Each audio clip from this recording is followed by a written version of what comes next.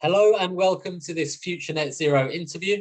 I'm Johnny Bairstow and today I'm talking with Michael Mahoney and Nigel Holden from Co-op Power, and we're talking all about how PPAs can help you as a business deliver your net zero ambitions. So thank you very much to both of you for joining me. Could I ask you to introduce yourselves? Hi Johnny, I'm Nigel Holden. I head up Co-op Power, the energy business owned by the Co-op. Perfect, thank you very much, Nigel. And Michael, could we ask a little bit about what you do? Hi, Johnny. Yes, my name is Mike Mahoney. I'm the Energy Procurement and Risk Manager for Co-op Power. My job is basically to look after pricing to buy the electricity and gas that Co-op and our customers use. Well, thank you very much. Thanks for those introductions. And again, welcome to this interview. Today, we're going to be talking about how PPAs or power purchase agreements, for those of you that might not be familiar what that stands for, we'll be talking about how PPAs can help companies deliver their net zero ambitions. So I suppose we better jump right into it. What obstacles do businesses face when they're trying to deliver their net zero ambitions, do you think? So I'll start on that one, Johnny. Obviously, net zero ambitions are big jobs for organisations now. Particularly in the context of the Co-op, we have a carbon footprint for all of obviously our stores, our logistics, our food stores, our funeral business, logistics, our offices, etc. But obviously, why do we have a much larger carbon footprint and impact on our supply chain? Sometimes that could be up to 10 times the impact of our own operations. So these are massive challenges for us, but I'm delighted to say that, frankly, at the Co-op, sustainability is in our DNA. And we've been taking action in this area for, now on 20 years. And at Co-op Power particularly, we've been doing some really interesting work for quite a long period of that time. For example, we've been 100% green for 15 years. We've been out there not only buying power from wind farms, but building our own. We practically invented power purchase agreements, which I know we're going to come on and talk about. So, we've got a lot of in-house expertise in this area, and we've been doing lots of work on it.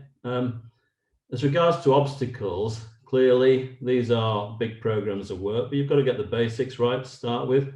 That's why procurement, and particularly the procurement of good quality green electricity, really underpins a solid carbon program. But clearly that doesn't take away the need to, address resource use, energy efficiency, and some of the basics as well, which is what the Co-op has been doing, over that period. We've already halved our emissions once by 50%, and we set ourselves another target, and we've now achieved that again. And, we have committed to long-term science-based targets as well, and we're doing very well on those. And there's some more news to come later in the year as to our ambitions tied to the BRC's new net zero target by 2040 as well. But clearly obstacles include, understanding the numbers, gaining traction internally, getting stakeholder support, and then actually getting the programs out there, which can include capital programs, people work. There's lots of obstacles, but good quality green electricity is a great start. Well, thank you very much, Nigel. Mike, do you have anything to add there in terms of the hurdles as you see them? One of the biggest issues with power purchase agreements is the complexity that people see, particularly for an end user, dealing directly with a generator and then having to tie up a supplier as well. So there's a lot of very different sort of contractual arrangements that people might be used to. Perfect. So what are PPAs and what different types are there out there for some of our audience that might not be so clued up? Okay, well, I'll introduce the concept of what a PPA is, and then Mike can add some details of some of the options. In essence, it's a long-term agreement to take power as an off-taker from a known generation source, a renewable generation source, quite often done when the generation source is under construction. And it helps the developer underpin the financing of that scheme. And the great ways of actually not only securing power, but also helping to establish increased capacity of renewables in the UK. And Mike can perhaps give a little bit more detail about some of the options. Yeah, so by long term, we're looking at 10 to 15 years in terms of the contract duration. And during that period, you can have a range of different pricing structures within the PPA. So they could be a fixed price for the whole period. They could be fixed price for the first 5 years, and then something else afterwards. They may be indexed to CPI more typically now, or even a sort of combination between the two. So the kind of range of options as to how you might structure the agreement. If you're an end user and you can sign a contract with a generator, but you'll also need to include a supplier, someone to actually take the power from the generator and bring it into your premises as well. So you often have 3, sometimes even 4 sort of different agreements which work together to create the whole entity. So they're a way of sourcing energy essentially, aren't they? But how can they actually help a business become more sustainable?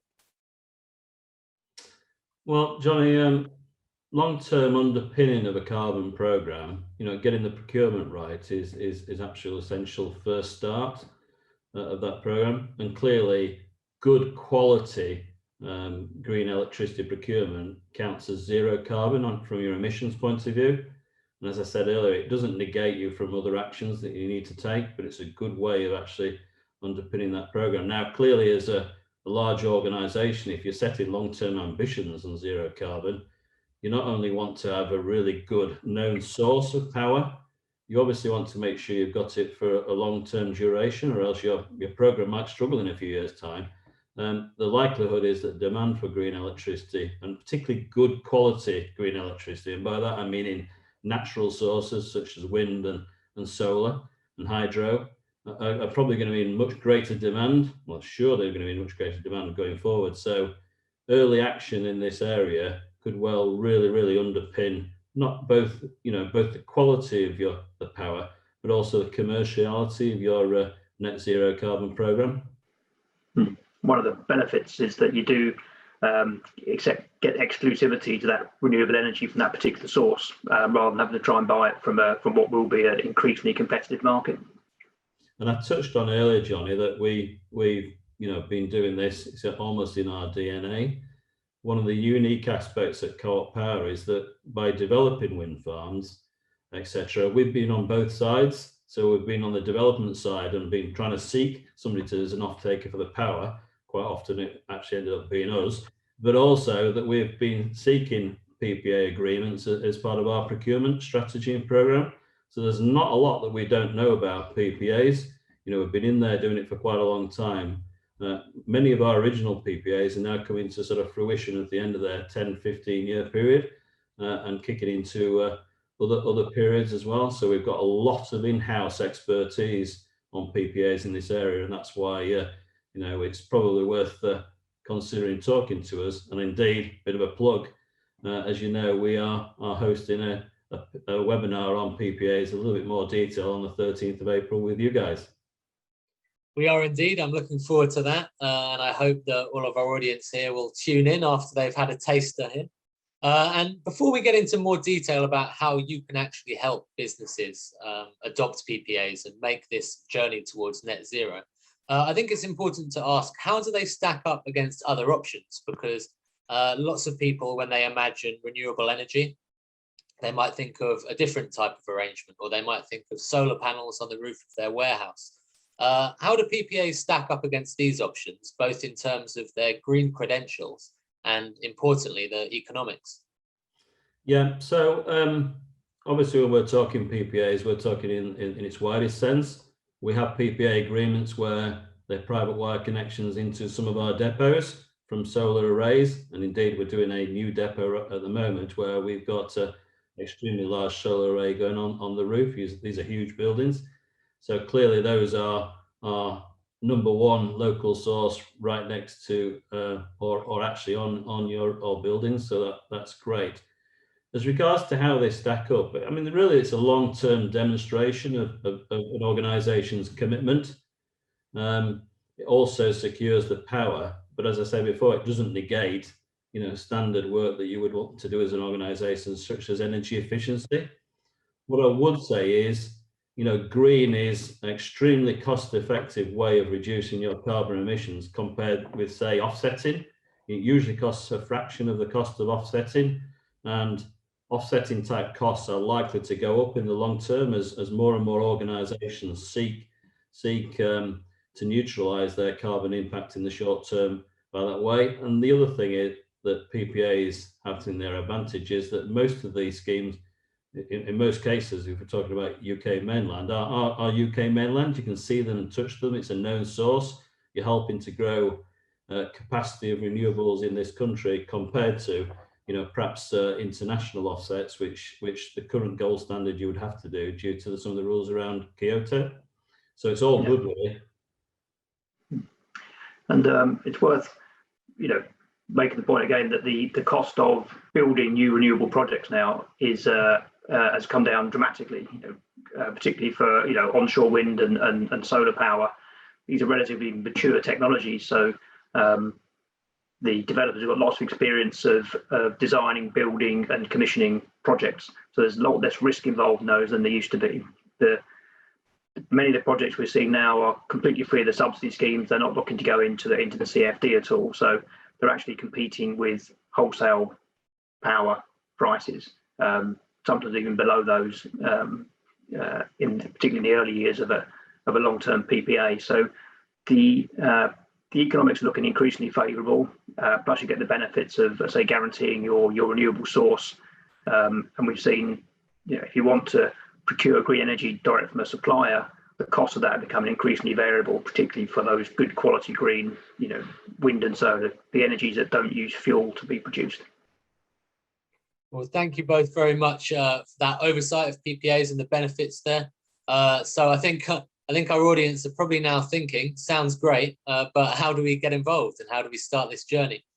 So what would you suggest if a company is wanting to take its first step towards a PPA? How do they do that? Well, I've got a couple of steps in mind.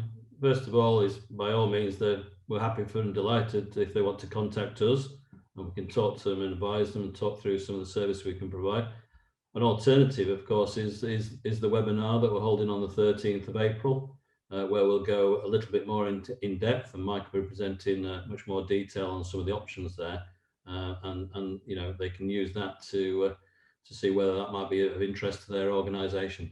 And what solutions do you guys offer if they approach you? If someone watching this approaches you and they want to get involved, but they don't know what exact product or agreement they want to sign up to, what solutions can you offer them?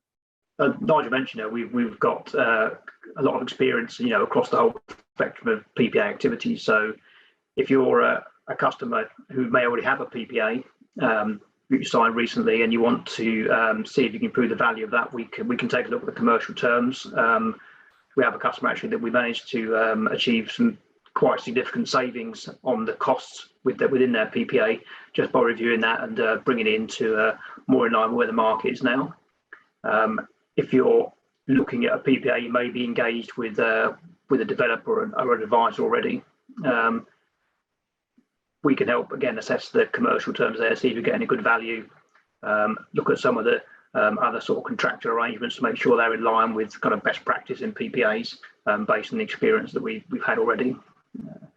If you're now starting to think, well, I want to secure my renewable energy supplies in the future, then again, we're regularly approached by developers of projects interested in whether the co-op might be wanting to buy their energy, and we've been out in the market looking for others as well. So we have a fairly sizable pipeline of projects that we're talking to, that we understand, with good developers that we can use for a tender, maybe to find the sort of project which might fit your business or businesses, large or small, really. We are also developing this idea of a cooperative PPA, whereby smaller companies can aggregate together in order to look to procure some energy from new projects. It's often been observed much larger companies, but as the economics are improving and more companies get interested, this idea of kind of aggregating together is becoming more popular, and we can bring together the range of our kind of contract structures within our framework agreement, our buying consortium, to give smaller customers access to good quality green energy as well. Johnny, we've got, I touched on earlier the experience we've got in this market. Clearly the co-op power business is slightly unique. We're in there with our customers. You know, a big proportion of the power that we buy is for our own organisation. So we want to make sure it's the right price and the right quality, etc. We're right in there with our customers. I think one of the things that people quite often are put off from PPAs is A, it's complex, and B, the legals and the commercial terms around it. We're extremely experienced with these. We have an oven-ready supply contract and framework agreement in which we can actually bring in new PPA agreements at ease, and that's what we've added another recent customer recently, actually moving from another supplier and another PPA and bringing it into our supply arrangement. It keeps the cost of all the legals and the commercials and everything down, and delivers the benefits as well to the customer. So it's sort of oven ready and available for other organisations to join if they wish to do so. Yeah, well, as you said there, you have a wealth of experience sorting out these kind of arrangements for yourself, let alone other customers. So thank you both so much for sharing your wealth of experience on the subject. Of course, as we mentioned there, we have a webinar coming up. That's on the 13th of April, where we're going to be delving into this issue in even more detail. And the audience will get a chance to directly ask questions to and discuss these things with Mike and Nigel there. So if you've enjoyed this interview, please do sign up to that webinar. You can do so on the page right now. So thank you very much, both of you, for joining me, and I look forward to talking with you in more detail very shortly. Thank you for having us, Johnny. Thank you. Thank My you. pleasure.